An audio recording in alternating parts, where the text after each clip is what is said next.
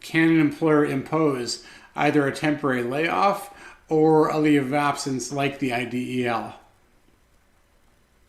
Yeah, that's a great question, Stuart. And contrary to popular belief, an employer cannot simply impose a temporary layoff unless there's wording in the employment contract providing them the right to do so.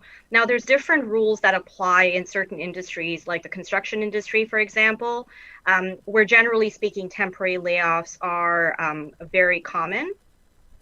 Now, for the purpose of the Employment Standards Act, an employer can place an employee on an infectious disease emergency leave, or IDEL, without facing liability for constructive dismissal. However, if an employer does so, the employer can still be exposed to liability under the common law, which can be quite significant.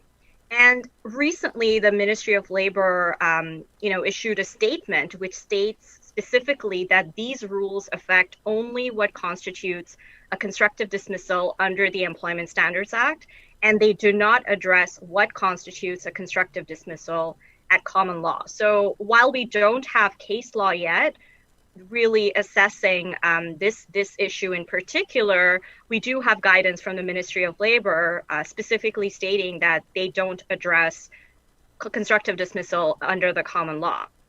Now, one of the questions that we've been getting a lot is in relation to these temporary layoffs and IDEL, as well as, what happens once this ends. So right now, temporary layoffs are deemed to be IDEL until at least July 3rd, 2021, but they might be extended further. They have already been extended a couple of times. Previously, the date was set to expire on Jan 2nd, 2021.